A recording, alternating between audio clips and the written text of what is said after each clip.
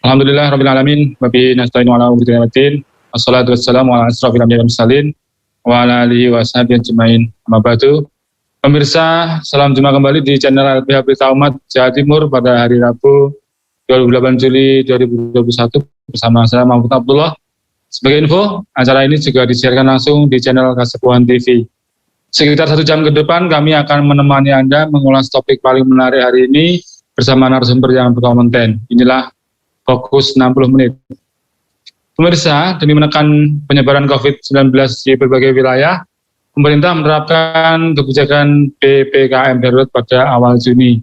Namun pembatasan kegiatan yang diberlakukan ini disebut menjadi dilema karena di satu sisi khawatir masalah kesehatan dan di sisi lain masalah ekonomi. Menteri Koordinator Polhukam Mahfud MD mengungkapkan memang di Indonesia pembatasan semacam ini akan mengganggu roda perekonomian karena kegiatan masyarakat menjadi sangat terbatas. Mahfud bicara itu dalam pernyataan resminya menanggapi rencana demonstrasi bertajuk Jokowi Endgame. Pemerintah menyadari dan mencatat adanya semacam ketakutan atau keresahan di tengah-tengah masyarakat berkenaan tentang COVID-19 yang trennya terus tidak menentu, ucapnya. Mahfud melanjutkan, keresahan yang timbul di masyarakat saat ini ada dua, jadi takut mati karena COVID-19 atau mati karena ekonomi. Kalau kita bersembunyi dari COVID-19, bisa mati secara ekonomi. Kalau kita melakukan kegiatan ekonomi diserang COVID-19, itu dilema saudara, tuturnya. Menurut Mahfud, dalam setiap kebijakan yang diambil pemerintah pasti akan menuai pro dan kontra di masyarakat. Namun pemerintah berupaya untuk mendengarkan aspirasi murni dari masyarakat yang benar-benar khawatir dengan kondisi ekonominya. Apakah pemerintah gagal menangani pandemi yang berlangsung selama kurang lebih 1,5 tahun? Bagaimana dengan desakan sebagian masyarakat agar Jokowi mundur? Apakah ada unsur pembungkaman aksi-aksi protes masyarakat oleh pemerintah? Untuk membahasnya kami terhubung dengan analis politik dari PKAD, Bung Hanif Kristianto. Assalamualaikum Bung Hanif. Waalaikumsalam warahmatullahi wabarakatuh, Pak Mahfud. Tambah ganteng ya, Cak Hanif. Oh jelas ya. Ya, insya Allah 60 menit ke depan kita akan mengulas tentang topik yang barusan saya sampaikan ya. Baik, langsung saja Mbak Hanif ya. Baik, ya. Pak Jokowi ya memberikan pernyataan resmi perihal perkembangan terkini PPKM level 4. Apakah ini indikasinya bahwa pemerintah gagal menangani pandemi yang berlangsung selama kurang lebih 1,5 tahun? Monggo silakan. Ya, menarik sekali memang kalau kita membahas kaitannya dengan banyak jenis ya, macam istilah yang muncul kaitannya dengan penanganan pandemi ya. Misal dahulu muncul PSBB, kemudian PSBB skala besar ya, kemudian juga ada PPKM ya mikro, ya ada PPKM darurat, bahkan sekarang ada PPKM berlevel ya. Nah, tentu satu makna ini perlu kita garis bawahi bahwa pemerintahan di negeri ini yang awalnya itu menyangkal ya bahwa kalau COVID ini tidak akan masuk ke Indonesia ya, karena di Indonesia itu izinnya sulit ya. Kemudian kalau mau sembuh juga ini gampang ya, ada makanan-makanan dan sebagainya ya yang dikira ini menjadi bahan guyonan ya. Karenanya sikap-sikap demikian ini kan sesungguhnya baru kita rasakan sekarang ini ya. Jadi kalau sekarang ini pemerintah juga sudah mengakui bahwa tidak mudah untuk menangani pandemi COVID-19, bahkan sampai meminta maaf. Nah, ini baru kali ini ya. Nah, karenanya ini pun menjadi catatan penting bagi kita bahwa ketika ya ini pelajaran penting bagi penguasa dimanapun berada, ketika kita ya ataupun penguasa itu abai terhadap hak dasar manusia, khususnya ini kaitannya dengan bidang kesehatan, maka yang terjadi adalah apa? Tidak terselamatkannya jiwa ya. Bahkan kalau kita lihat sekarang ini meski itu PPKM ya, itu ternyata tren itu mencetak hat-trick ya, hat-trick yang luar biasa ya. Katanya dengan yang meninggal karena COVID-19 ini. Nah, di sisi lain negara-negara itu sudah pada landai atau turun ya. Malah Indonesia ini mencetak hat-trick. Nah, karenanya pandemi yang sudah berlangsung kira-kira 1,5 tahun ini sangat-sangat memberikan pelajaran besar bagi kita sebagai rakyat Indonesia khususnya. Yang pertama adalah pelajaran bahwa kita bisa menyaksikan bagaimana sikap pemimpin kita di negeri ini itu kadang-kadang ya mengabaikan rakyat ya. Nah, itu yang pertama. Nah, kemudian yang kedua, ini juga membuka topeng ya selama ini kaitannya dengan pelayanan kesehatan. Ya, dahulu sebelum pandemi berada kan muncul BPJS yang akan naik dan sebagainya. Kemudian BPJS ini seolah-olah menjadi obat atau solusi dari sistem kesehatannya di negeri ini ya. Nah, kemudian ketika kena pandemi ini ternyata banyak yang tidak siap, ya kan? Nah, di tengah-tengah lonjakan COVID-19 yang di bulan ini saja pun kita bisa melihat bagaimana kelangkaan oksigen, kan gitu ya. Rumah sakit pun penuh, ya. Bahkan jiwa-jiwa yang melayang juga tak terkira ya. Ada yang menjadi yatim piatu, ada yang kehilangan keluarga, ya, satu rumah dan sebagainya. Nah, akibat pandemi. Dan tentu kita sebagai masyarakat Indonesia, juga rakyat ini juga turut berempati ya, khususnya kita juga bersedih ya, karena banyak juga teman-teman kita yang menjadi korban ataupun juga sampai meninggal. Nah, kemudian yang ketiga, pelajaran penting dari penanganan pandemi ini adalah apa? Sering penguasa di negeri ini itu melakukan peraturan yang coba-coba, ya kan? Jadi satu ini nggak sukses ya, nanti ganti lain dan sebagainya ya. Padahal ini kaitannya dengan penjagaan, kaitannya dengan kesehatan dan juga nyawa dari rakyat. Nah, tentu kalau kita hitung-hitung ya nyawa rakyat itu ya mahal sebetulnya ya. Jadi kenapa kalau kita nggak berpikir menyelamatkan jiwa atau nyawa dari manusia atau rakyat Indonesia kan gitu ya. Nah, karena ketika ada pandemi ya ataupun juga ada misalnya bencana alam pun juga yang kita keluarkan juga lebih besar ya daripada pencegahannya. Nah, ini yang harus difahami. Pelajaran berikutnya adalah bahwa sistem politik yang ada di negeri ini ya, khususnya ini bahkan kadang-kadang mengabaikan unsur keselamatan jiwa, ya kan? Misal kemarin di akhir tahun 2020 pilkada tetap dipaksakan itu dilaksanakan.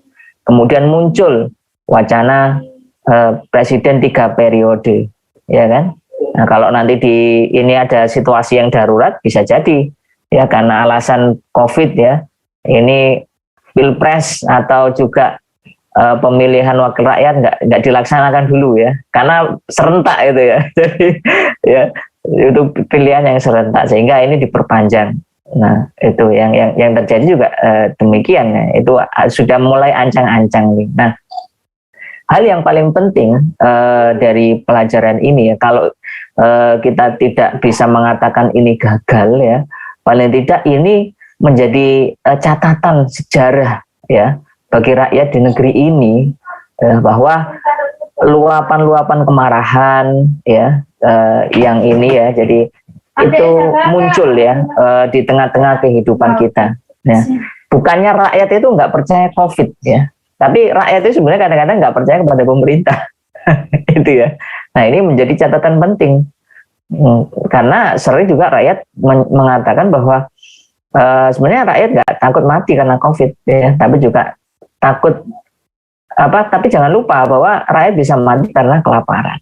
Nah, itu karenanya sebetulnya kalau kita merujuk pada undang-undang kekarantinaan wilayah, itu kan bahwa opsi yang harus dipilih itu oleh negara itu apa? Lockdown, ya kan? Ya, isolasi, bukan mandiri ya. Kalau sekarang isolasi mandiri itu kan ya makan sendiri, nggak tahu makannya dari mana.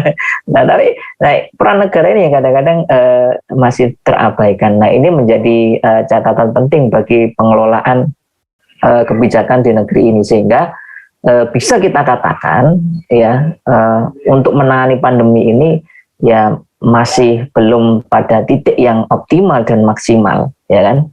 Masih coba-coba. kalau saya meruntut pada seorang epidemiolog ya, bahwa ini diperkirakan ya manusia atau untuk saat ini nanti akan pakai masker 4 tahun ya, Pak Mahfud ya. Ini sama saja nanti satu periode pemerintahan ya. Nah, ini kalau coba bayangkan misalnya sampai 4 tahun ya, itu sampai 2 tahun lagi kan berarti sampai 2023 ya, 2024. Nah, 2024 nah, sudah. Nah, itulah kira-kira Pak Mahfud selama ini catatan dari kami kaitannya dengan ini, bahwa banyak sebetulnya negara itu tidak mau melaksanakan kewajibannya ya kaitannya dengan kekarantinaan wilayah, tapi ketika rakyat pelanggar dikenakan undang-undang kekarantinaan wilayah. Jadi ini nggak ideal ya. Nah, itu Pak Mahfud. Oke. Sebagaimana kita ketahui dalam imbas ya, dampak daripada COVID ini ada banyak sektor ya. Kemudian kita juga lihat salah satunya adalah sektor ekonomi. Kemudian di sini banyak pengusaha yang kesulitan untuk melakukan aktivitas rutin dalam berusaha saat pandemi. Terlebih saat kemudian kita melihat tentang PPKM darurat level 4 ini. Nah, kira-kira ini Pak Hanif, kalau kebijakan ekonomi pemerintah ini berpihak pada buruh atau pengusaha ini hari ini? Nah, kalau kaitannya dengan kebijakan sebetulnya ini juga menjadi poin penting bahasan ya sejak awal ya. Jadi kalau ditanya sebetulnya kebijakan kaitannya dengan penanganan pandemi COVID-19 itu lebih mementingkan kesehatan yang itu kaitannya dengan nyawa rakyat, atau juga kepentingan ekonomi yang itu juga untuk kesejahteraan rakyat. Nah, faktanya kalau kita amati ya, jadi kemunculan Undang-Undang ya, nomor 1 tahun 2020 ya kaitannya dengan dana ya untuk menangani COVID-19 itu juga luar biasa kalau kita amati ya, di situ tidak ada audit dan sebagainya ya. Bahkan cenderung yang diberikan relaksasi atau bantuan itu adalah para pemilik modal atau para kapital.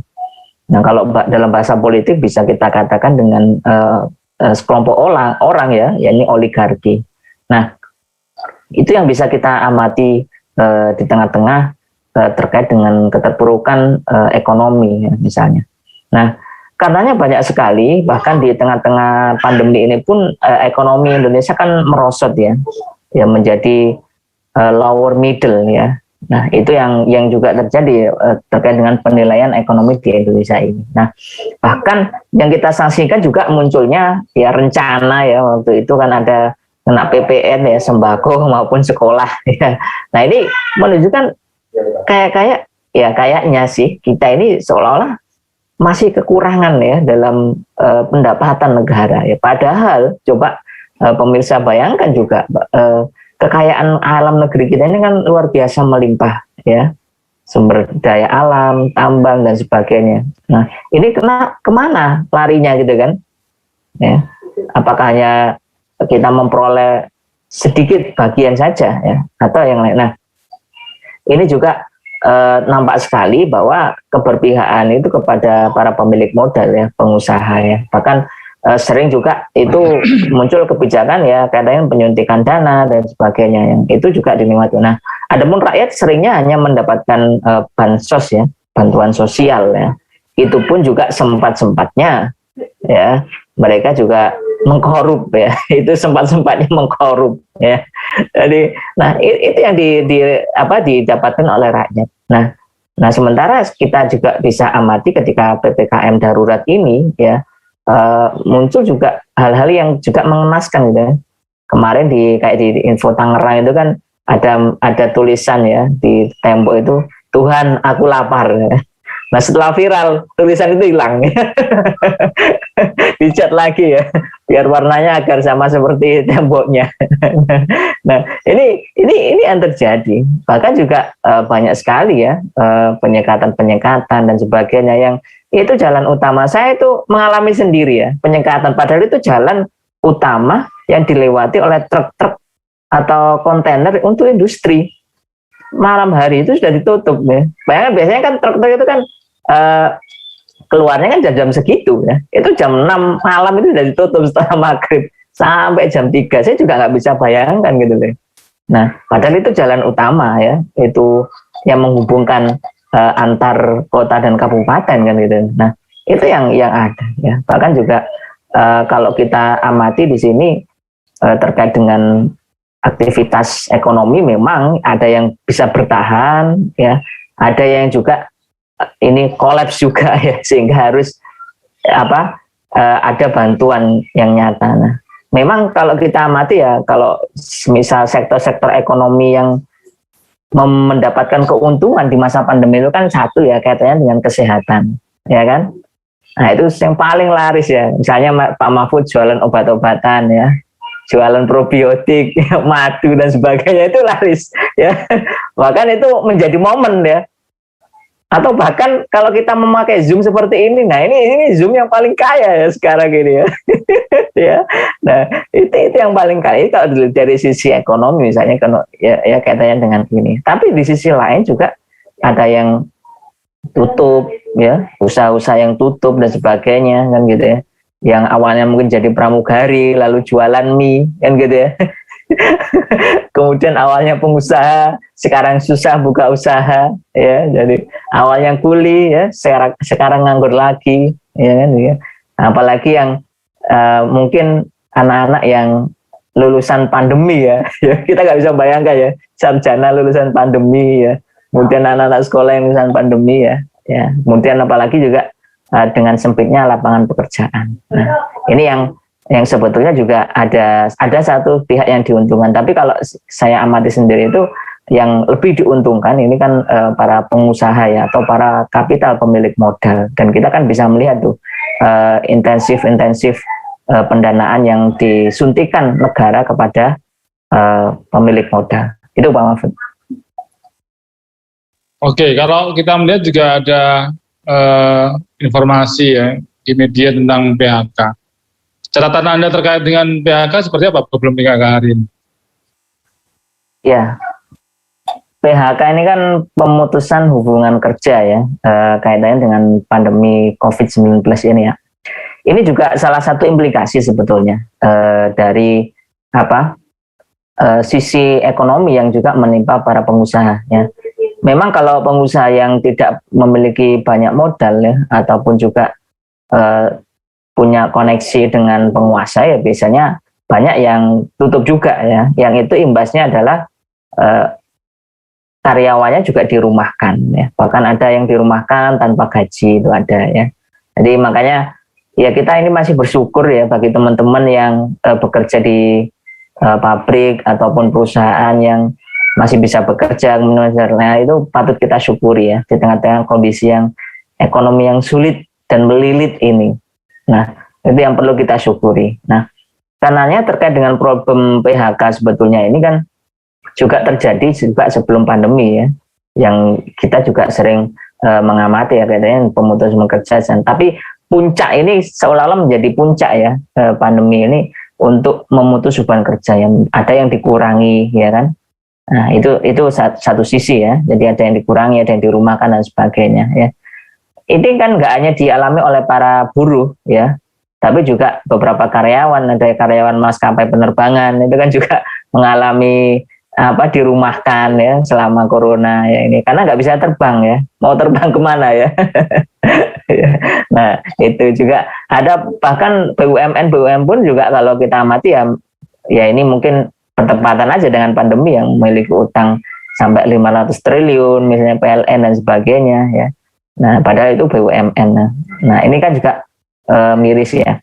Karenanya menjadi catatan penting bagi saya untuk para penguasa atau pengambil kebijakan bahwa selayaknya juga ada aturan khusus ya, barangkali untuk membuat regulasi bahwa bagaimana pemerintah itu menyediakan dana ya khusus untuk misalnya kalau ada hal-hal yang tak terduga. Nah, ini kan pandemi ini kan hal-hal yang tidak kita duga ya. Nah, tiba-tiba kemudian menjadi ledakan. Nah, itu. Kemudian yang kedua, agar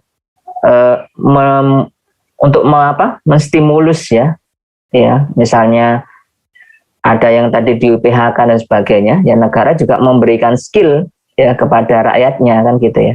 Jadi membentuk mentalitas kaya. Jadi mentalitas kaya itu nggak hanya bukan kok dari sisi materi ya. Jadi mentalitas kaya itu kadang-kadang seolah-olah harus dengan uang, dengan materi, tapi mentalitas kaya adalah bagaimana manusia itu bisa bertahan ya dengan skillnya yang dia miliki itu tetap bisa untuk mencari penghidupan sehingga menghindarkan dari minta-minta, nah gitu ya.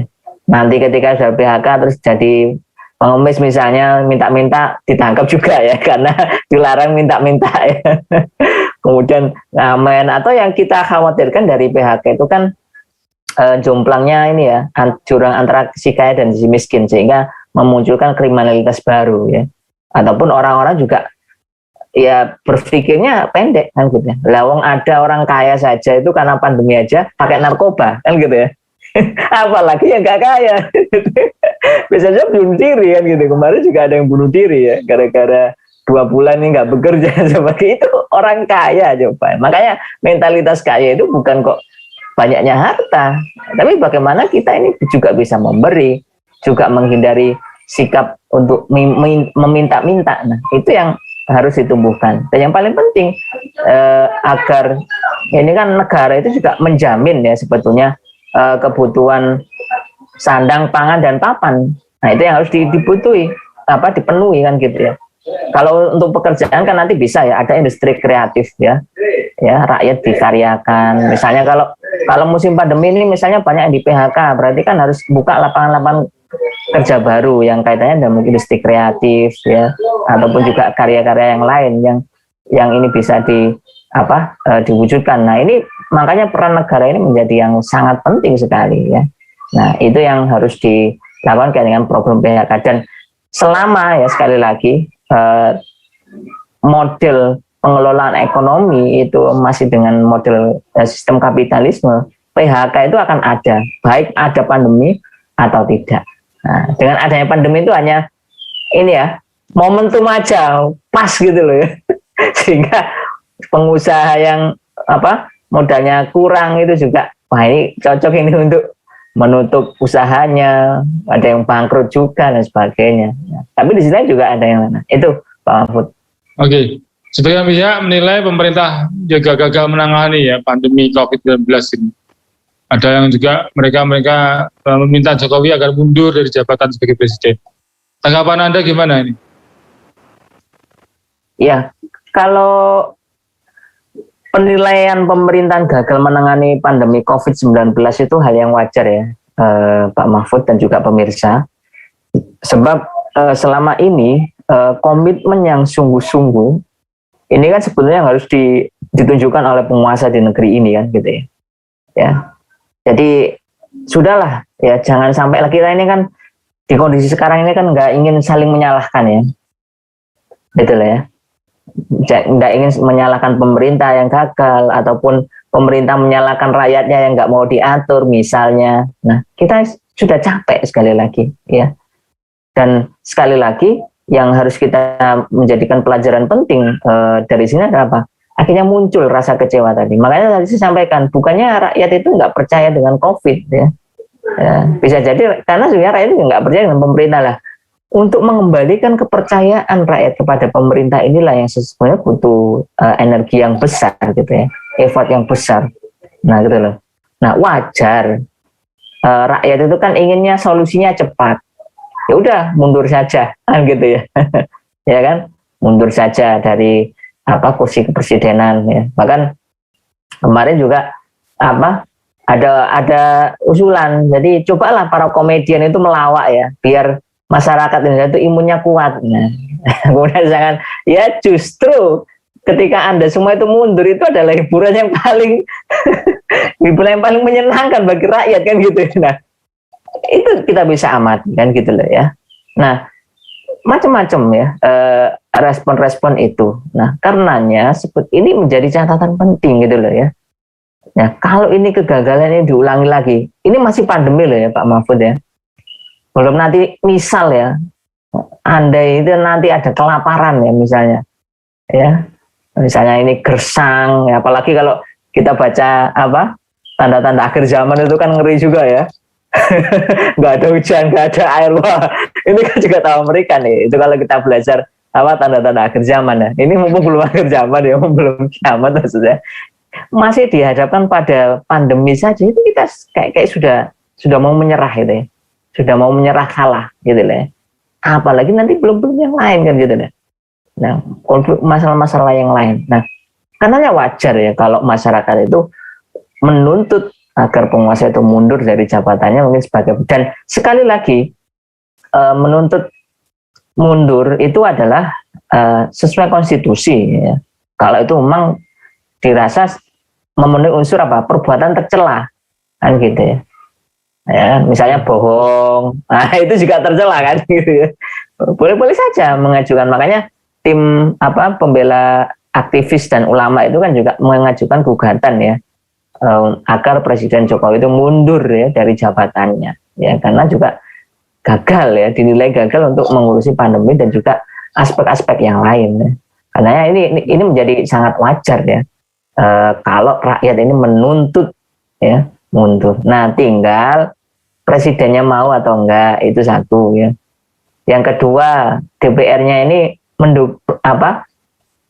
bersama rakyat atau bersama penguasa kan gitu. Itu kan. Karena sebenarnya yang punya hak misalnya impeachment dan sebagainya yang lebih kuat itu kan juga di DPR. Tapi ya kita lihat saja DPR. Nah, kemudian yang ketiga ini kan seberapa banyak rakyat yang menginginkan agar presiden itu mundur. Nah, kalau hanya sekelompok orang ataupun hanya komunitas ya dan sebagainya, itu juga masih ini ya, wah ini masih angin lalu kan gitu ya. Kekuatannya belum. Nah, dan yang paling penting yang nomor 4 itu sikap yang harus ditunjukkan oleh militer gitu kan. Nah, itu loh ya. Nah, sebetulnya yang memegang kendali kan, kalau militer itu kan gampang ya, tinggal diarahkan senjata ya Pak, mundur ya. Misal itu cara gampangnya ya. Tanpa berdarah-darah sebetulnya. Kalau militer itu bisa, ya kan? Asal militer itu juga bersama rakyat kan gitu ya. Nah, rakyat dilindungi, oke. Saya dukung Anda ya. Kemudian tanknya diarahkan misalnya gitu ya. Kemarin nggak jadi demo ya, tanknya diarahkan ke istana itu itu pesan tidak langsung misalnya. Kalau itu punya kesadaran di tengah-tengah militer misalnya. Karena tanpa itu kan nanti kan kita kasihan Pak Mahfud ya. Misalnya rakyat demo ya, 1 juta mengepung istana demo ya, tapi di situ disediakan tank ya, kemudian ada peluru-peluru tajam, kemudian gas air mata, nanti siapkan aja 1 bom misalnya begitu ya, untuk, kan sekali lagi korban itu rakyat kita, ya kan, rakyat yang telah membela. Kalau militer misalnya mendesak pemimpin negeri ini mundur itu sangat mudah, gitu. Bahkan itu sangat ditunggu sebetulnya. Nah kalau di sini ada militer ini mempunyai kesadaran itu, nah bagi pemilik kekuasaan ya, kekuatan khususnya itu sangat mudah, ya kan? Kalau kan kita bisa belajar ya dari negara-negara yang lain ya, bagaimana di Myanmar ya, meskipun juga itu kan sempat berseteru, tapi nanti kalau ini militer bersama umat, rakyat ini kan ingin apa sih? Satu tadi ya, agar presiden mundur ya, militer dukung, ya sudah ya, kamu rakyat di belakang saya misalnya ini kan, tak lindungi ya, senjata ini nggak mengarah ke kamu ya, tapi ke depan sana. Wah itu luar biasa, ya kan? Saya yakin tidak akan ada pertumpahan darah kalau militer bersama rakyat, karena semboyan militer apa? Bersama rakyat ya, militer kuat kan gitu ya. Nah, ini yang ditunggu sebetulnya Pak Mahfud ya. Tinggal mau atau tidak itu aja. Iya Pak Mahfud ya. Di era pandemi ini juga muncul gelombang kemarahan rakyatnya. Tadi juga Anda sempat singgung sedikit terkait dengan hal itu. Jadi karena banyak kebijakan yang diambil oleh presiden ini tidak sesuai ya. Kemudian gelombang besar ini aksi penolakan beberapa kebijakan pemerintah itu juga terjadi ya. Misalnya di Omnibus Law, kemudian direspon dengan berbagai macam bentuk pembungkaman, mulai dari pelarangan aksi ya. Tadi juga disebutkan pencegatan menuju titik aksi, penangkapan sampai pemeriksaan terhadap aktivis ya, oleh aparat. Tanggapan Anda terkait dengan fakta hari ini seperti itu gimana? Ya, sebetulnya kalau kita amati ya, marah itu kan ada pemicu ya. Ya, ya, ya, jadi marah ini kan ada pemicunya. Tinggal kita amati pemicunya apa. Apakah pemicunya itu memang dari kebijakan yang dianggap anti rakyat yang diambil oleh presiden misalnya, ya, atau memang kemarahan itu distimulus oleh hal-hal yang lain. Nah, ini yang harus kita analisis lebih dahulu. Nah, kalau memang kemarahan rakyat itu muncul, ya sekali lagi dari kesadaran ya, akan kebijakan yang salah misalnya, atau akan kerusakan yang ditimbulkan dari kebijakan yang salah itu, maka ini kemarahan yang disadari kan gitu ya. Jadi rakyat memiliki kesadaran penting untuk melakukan satu perubahan misalnya. Nah, nggak hanya sekedar perubahan yang semu, tapi perubahan yang hakiki. Ini yang kita paling kita inginkan. Nah, karenanya kita juga sangat menyayangkan juga ya ketika ada pembungkaman misalnya dalam bentuk penyiksaan, penangkapan dan sebagainya yang sering kita amati itu dialami oleh kelompok-kelompok yang berseberangan dengan penguasa ya. Atau kita katakan oposisi lah. Sementara ya, kelompok-kelompok yang bersama penguasa itu aman ya, tentram, dan mereka mendapatkan kenikmatan kan gitu ya. Nah, ini menjadi sangat dilematis kan gitu kan. Nah, karenanya sering juga alasan pandemi COVID-19 ini kan juga jadikan alasan ya. Udahlah, nggak usah demo ya. Tuh lihat ya, rumah sakit sudah penuh ya, ya. Kuburan juga mau penuh. Nah, ini kasihan ya tenaga kesehatan dan sebagainya. Nah, karenanya sebetulnya penggalangan aksi-aksi semacam ini ya bisa diinisiasi ya baik oleh kelompok ataupun orang-orang yang punya pengaruh di tengah-tengah rakyat ini ya dengan ragam cara ya. Nah, agar aspirasi itu tetap tersampaikan, dan juga penguasa juga mohonlah merespon itu bukan dengan tindakan kekerasan ataupun penangkapan. Jadi kalau itu pemikiran, jawablah dengan pemikiran. Nah kan gitu ya. Lawang kita mau ke depan istana saja itu sudah kan nggak bisa ya. Ada pas pampres kan gitu ya. Dulu ada yang sepeda ontel, sepeda motoran aja nggak boleh lewat gitu kan. Nah, tapi kalau misalnya, ayo kita adakan aksi misalnya kekerasan ya jangan sampai lah. Nah, yang kecuali kan kalau kekerasan memang harus dihalau. Nah ini kan rakyat ini kan datang baik-baik ya menyampaikan aspirasi ya. Kalau mereka mengklaim sebagai negara demokrasi yang menerapkan asas kebebasan berpendapat, menyampaikan pendapat. Nah ini kadang-kadang klaim itu jauh panggang dari api kan gitu.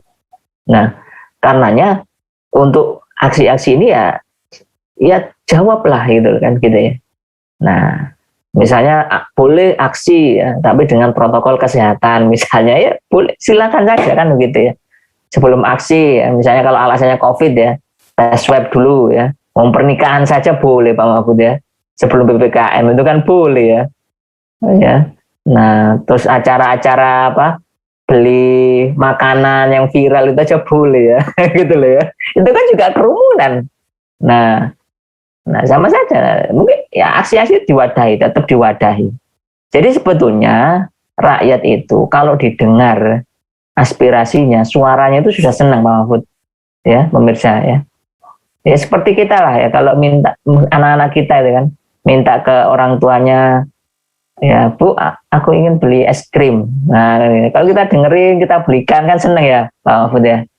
Nah, misalnya kita Pak Jokowi, ya ini kita butuh ini ya undang-undang yang jangan sampai mencederai buruh misalnya, kaitan dengan omnibus law ya. Kan omnibus law kan nggak hanya buruh ya, tapi juga aspek-aspek yang lain. Nah itu coba didengarkan, dikoreksi. Oh yang salah di sini. Jadi sebenarnya rakyat Indonesia itu nggak bodoh kok ya. Ya, jadi kita harus pahami itu. Rakyat itu bukan orang bodoh dan juga bukan orang yang tertindas sebetulnya. Nah, yang melabeli rakyat itu bodoh dan tertindas adalah apa? Sistem kapitalisme. ya, yang kemudian yang membagi dengan kelas-kelas itu ya. Ya, ada rakyat ini seolah-olah kelas yang paling bawah ya. Padahal yang membedakan rakyat dengan penguasa itu apa? Ya, sebetulnya ketakwaannya aja kan, Pak Mahfud ya. Ya, ya ketakwaan saja kan gitu kalau gitu dalam Islam. Gak ada yang lain, sama saja kan gitu loh ya. Penguasa rakyat ya sama aja ya, di hadapan Allah. Yang bedakan ketakwaannya. Nah, bisa jadi rakyat yang kritis ini adalah rakyat yang bertakwa kepada Allah dan Rasulnya kan gitu ya, mengingatkan penguasanya yang barangkali salah. Loh kan enak, berarti kan lebih bertakwa rakyatnya ini dibanding penguasanya. Ya, cuman kan kita nggak tahu ya nilai takwa seseorang itu seberapa ya. Tapi kalau orang punya nilai ketakwaan ya insya Allah dia akan mengingatkan ya, ini ya penguasanya itu ya, khususnya para ulama. Nah ini ya jangan sampai keluh lidahnya ya, kalau memang salah ya katakan salah ya. Investasi miras keliru ya dikatakan keliru kan gitu ya.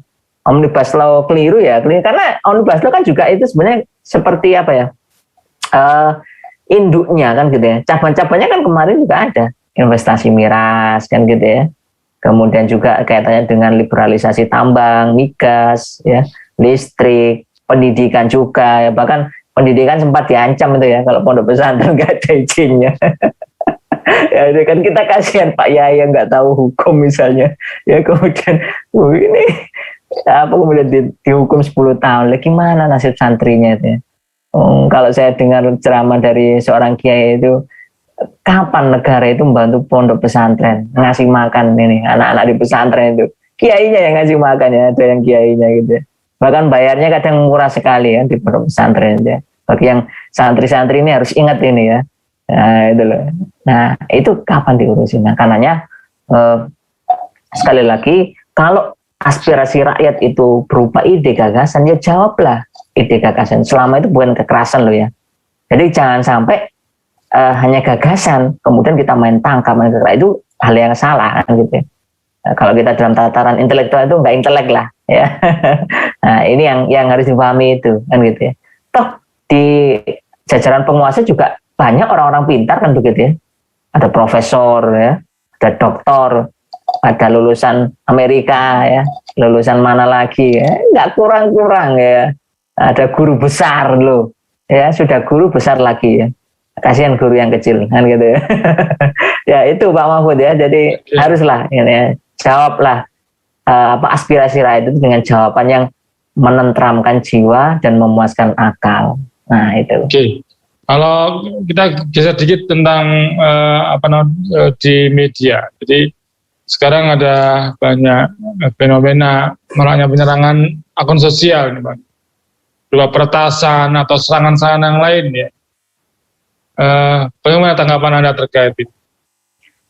Nah ini kalau kita masuk ke dalam media ya, media cyber misalnya, digital media itu kan memang ini sebuah wahana baru ya. Jadi wahana baru itu nggak hanya di Dufan ya, atau di tempat-tempat bermain anak ya, tapi ini adalah wahana baru bagi rakyat untuk berkomunikasi, menyampaikan aspirasi, dan juga menjadi wahana baru untuk meluapkan ya unek-unek di dalam hati ya, sehingga ini menjadi suatu kebiasaan baru juga. Nah karenanya kalau kita amati juga fenomena peretasan akun media sosial dan yang lain itu sebenarnya ya bisa kita pelajari ya dalam dunia telematika ya, atau juga dalam dunia media sosial itu sangat-sangat mudah sebetulnya.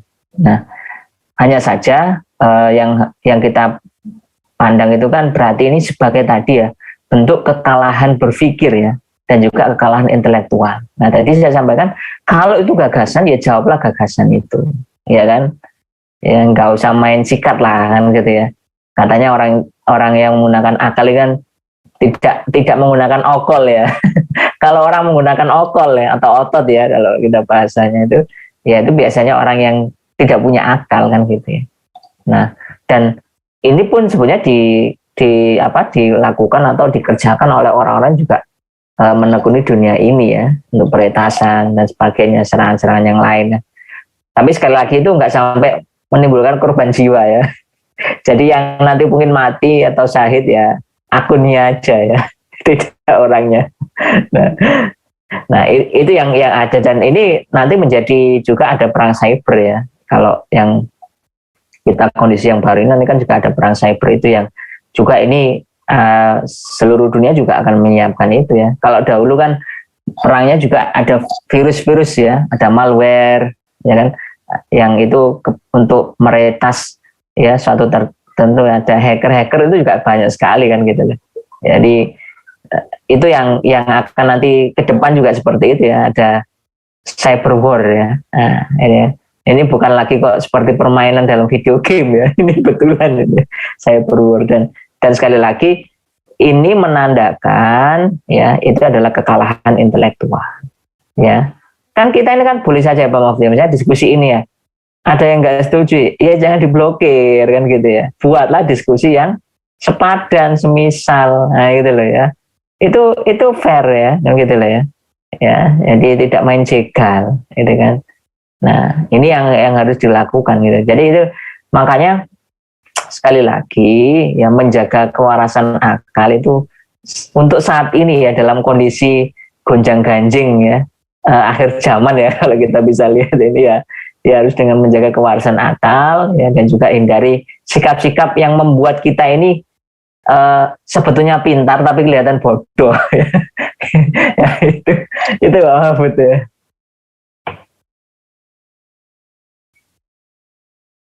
Masih di media sosial nih Pak Hanif, terkait dengan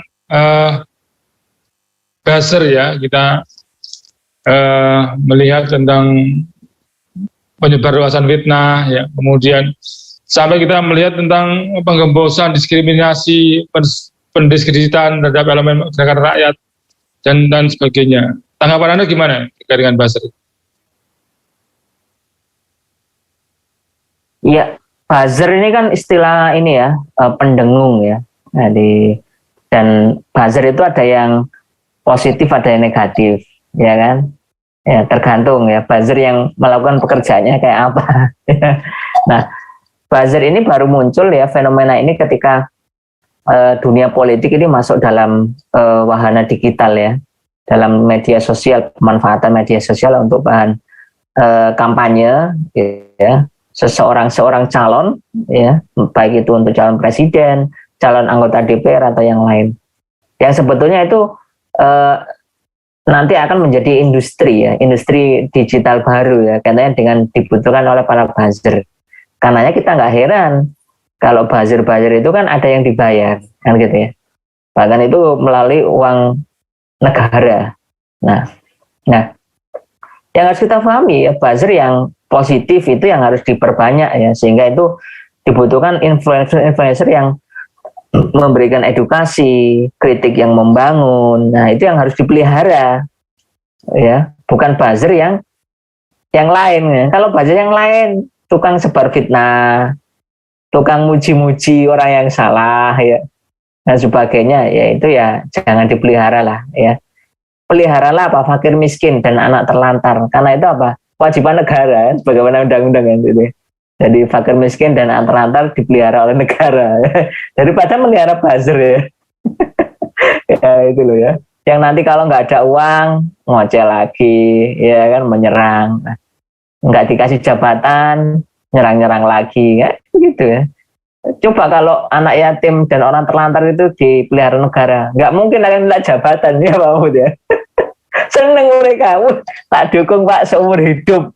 Ya coba Pak Mahfud saya tanya, kalau ada pemimpin seperti itu ya Pak Mahfud dipelihara oleh negara, wis apa, bekerja santai kemudian tetap dipelihara negara, mau nggak itu pimpinnya seumur hidup? Ya mau lah. Saya kira juga mau kan gitu loh. Nah, itu ya. Nah ini yang kita harus.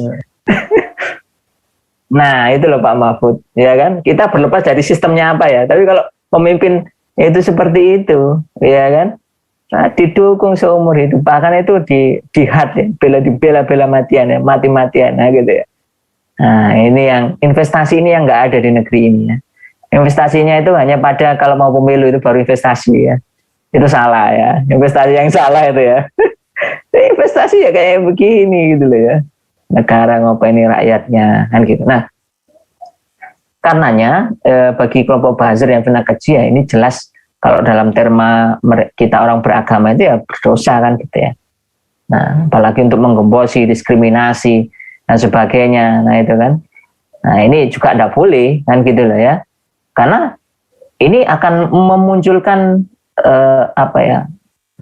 kelompok-kelompok baru yang berseberangan dengan aspirasi rakyat secara meluas kan gitu ya. Nah, itu loh. Rakyat itu ingin A sebetulnya, tapi mereka menyerang ya. Jangan A, membela mati-matian, padahal kebijakannya salah kan gitu ya.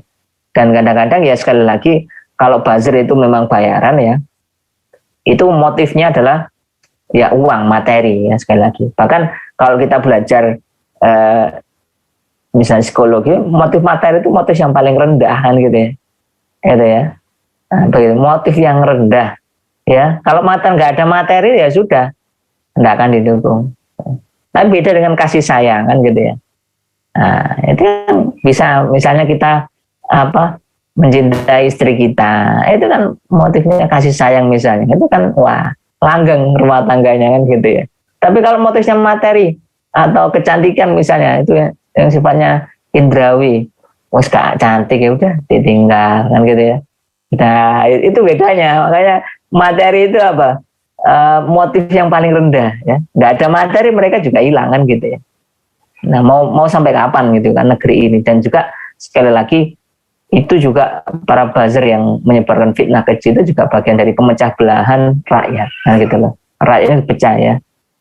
Either you with us or with enemy ya. Jadi kamu bersama kita atau dengan musuh. Ya, kalau musuh ya tadi singkat. Nah ini sekali lagi ya tunjukkanlah sikap-sikap yang intelektual, gentleman kan gitu ya. Kalau penguasa ya tunjukkan kebijaksanaannya. Ya kan? Nah, itu Pak Mahfud. Oke. Ini sudah di penghujung ini. Terakhir nih Pak Hanif. Terkait dengan rekomendasi Anda menyikapi seluruh pengurangan hak kebebasan bersuara, berkumpul, dan yang lain tadi terkait dengan hal yang kita bahas. Mau silakan. Ya. Ini ada 3 berarti ya. Ya, kebebasan bersuara, berkumpul, dan juga brutalitas oknum aparat. Nah, saya mulai dari brutalitas dulu aja Pak Mahfud. Jadi tidak semuanya memang ya kebrutalan itu ditunjukkan oleh aparat keamanan ya. Ini kan oknum ya. Nah kemarin juga ada peristiwa misalnya saudara kita yang dari Papua itu kan diinjak ya kakinya kepalanya dengan kaki oleh pihak aparat dan sebagainya, itu juga viral ya di tengah-tengah kita ya. Nah ini kan juga jangan sampai seperti itu. Sekali lagi saya ingatkan ya, Anda pejabat, Anda aparat, ya kan, ya Anda itu rakyat, ya itu sama-sama adalah manusia. Ya sekali lagi sama-sama manusia dan kedudukannya sama ya di hadapan Allah yang menciptakan dunia dan seisinya ini. Ya sekali lagi sama ya. Jangan sampai memperlakukan ya manusia itu seperti bukan memperlakukan manusia. Nah, sekali lagi itu yang ingin saya tekankan pada negeri ini. Ingat, dahulu Indonesia itu dikenal sebagai negara yang ramah, ya ramah tamah. Kalau orang tentang Indonesia, kalau saya dulu belajar ya di sekolah itu gitu ya, Indonesia dikenal ramah, murah senyum. Sekarang Indonesia yang marah, ya kan? Dan Indonesia yang mahal senyum, seperti Pak Mahfud ini mahal senyum kelihatannya. Ya kan, nah ini harus senyum dia. Mahal senyum kan gitu. Jadi bawaannya marah, mahal senyum, ya kan. Juga tangan kita tidak lagi menjadi tangan yang di atas, ya, tapi tangan yang ada di bawah. Nah itu gambaran-gambaran yang ada. Karenanya sekali lagi mohon ya, manusia itu mempunyai hak asasi ya, hak dasarnya, bukan berarti harus mereka itu bebas melakukan apapun, tidak ya. Tapi mereka ini adalah manusia, sama-sama seperti kita. Perlakukanlah mereka itu ya manusia. Ya, kebrutalan itu tidak akan menyelesaikan persoalan, ya kan? Kadang itu ada informasi yang salah ya. Kemarin misalnya ketika ada PPKM darurat, ya kan? Ya, tukang tambal ban disuruh online gitu ya. Ya ini kan juga mungkin ada disinformasi ya. Sekali lagi ya, gimana mau tambal ban online? Apakah nanti diedit fotonya, Pak? Tolong fotokan apa banyak kempes ya. Kalau dikirim lihat WA ya, nanti di WA dikasih tanda apa kayak isolasi sih lagi. Ini Pak ya sudah saya tambal bannya. Nah ini kan juga menjadi lelucon baru kan gitu loh ya. Dan juga jangan sampai itu menjadi diskriminasi baru ya pada satu kelompok kan gitu. Yang satu kelompok itu diinjak ya, yang satu kelompok itu diangkat ya, jangan sampai itu terjadi. Nah makanya brutalitas itu nggak akan menyelesaikan. Jadi hadapilah rakyat ini dengan cara-cara yang humanis, kan gitu ya. Jangan sampai rakyat itu dihukumi kalau memang dia nggak tahu hukumnya, kan gitu. Nah selama ini kita ini kan dihukumi karena nggak tahu hukum, ya, ya banyak kasus kan terjadi seperti itu, ya. Akhirnya ya sudah kita terjebak dalam industri hukum yang juga di situ kadang-kadang juga muncul ketidakadilan. Ya, apalagi kalau itu menjadi industri ya akan dikapitalisasi. Nah, ini yang saya harapkan pada para pemilik senjata barangkali, para pemilik kekuatan, itu ya bersikaplah humanis, sama-sama manusia, nggak ada bedanya kita ini kan. Mungkin ada beda nasib aja ya. Anda nasibnya jadi jadi penegak hukum, penegak keamanan ya, penjaga keamanan, itu aja nasibnya. Nah kita ini adalah rakyat misalnya begitu. Nah karenanya stop brutalitas ya. Di sekolah saja sudah stop bullying ya. Masa ini nggak ada stop ya. Jadi itu bullying kan baru kata-kata, ini sudah tindakan ini stop gitu ya. Sekali lagi rakyat ini bukan untuk dijadikan korban, bukan untuk dilukai, bukan untuk dibunuh ya. Apalagi ya rakyat ini diperlakukan bukan seperti manusia. Itu stop ya sekali lagi.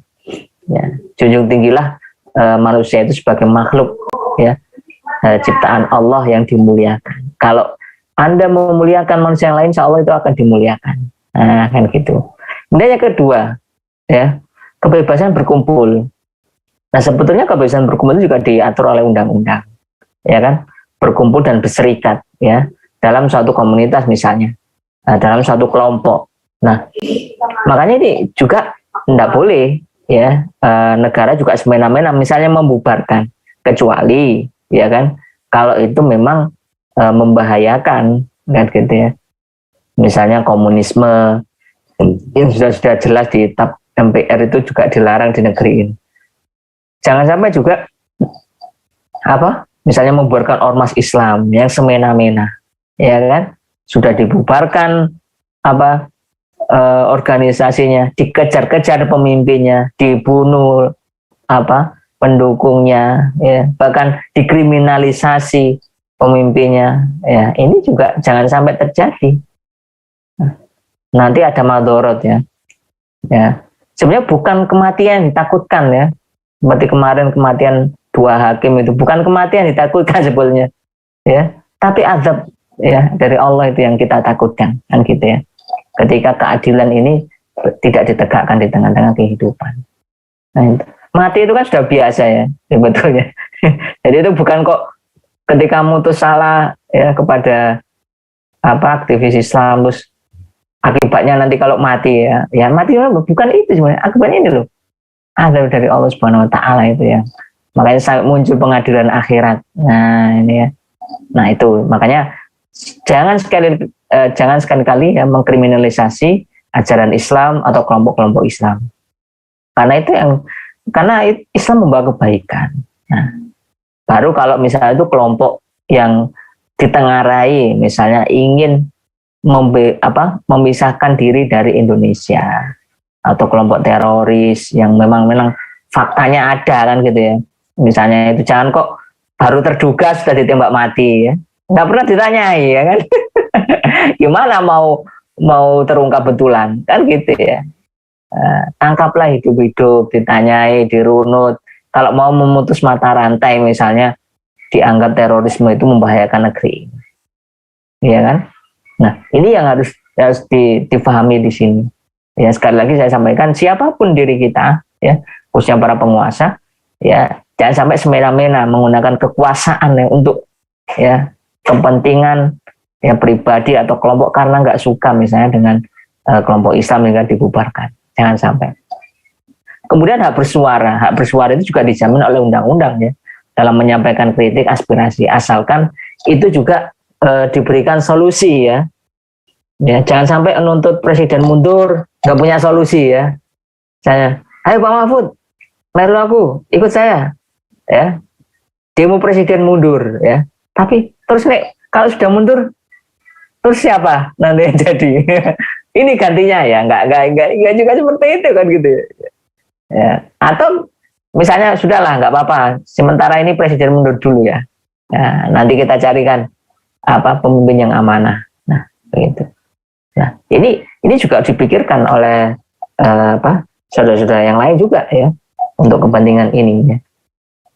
Sehingga ini negara juga menjamin kebebasan bersuara ya, dalam artian mau menyampaikan suara yang itu membangun ya, kritik ya. Jadi kritik itu baik ya, ya. Nah ini jadi kritik itu hal yang biasa ya Pak Mahfud ya. Jadi pemimpin dikritik itu hal yang biasa ya. Ya kalau orang Jawa bilang jangan ya. Bagusnya pemimpin itu juga akan dikritik, jeleknya pemimpin juga akan dikritik, itu loh. Jadi itu di matanya seperti itu. Tapi kalau bagus menimbulkan implikasi yang baik di tengah-tengah rakyat, insya Allah akan diberikan dukungan, pujian kan gitu ya. Nah itu ya. Nah kritik itu pedas, kalau keripik itu enak gitu ya. Jadi kalau nggak mau kritik ya makan keripik aja ya. Saran saya itu ya. Ya, jadi kalau dikira kritik, waduh, ini pedas banget ini kritikan. Ya udah, kalau mau gurih, enak, ya makan keripik aja. Ya itu lebih enak ya. Itu Pak Mahfud ya, rekomendasi saya ya untuk beban. Terima kasih Bang Hanif sudah hadir di channel kami. Sama-sama Pak Mahfud. Nanti ditemukan kembali oleh Allah untuk pembahasan isu-isu yang hot ke depannya, insya Allah. Siap. Terima kasih sekali lagi, semoga dijaga oleh Allah dan kesehatan. Amin. Semangat ya di era pandemi. Baik, pemirsa channel LBH Berita Umat Jawa Timur dan channel Kesepuan TV, semoga Anda mendapatkan manfaat dari acara kami. Sampai bertemu lagi di channel yang sama. Jangan lupa subscribe, like, dan klik tombol lonceng di bawah ini. Akhirnya saya Muhammad Abdullah bersama kru yang bertugas undur diri. Assalamualaikum warahmatullahi wabarakatuh.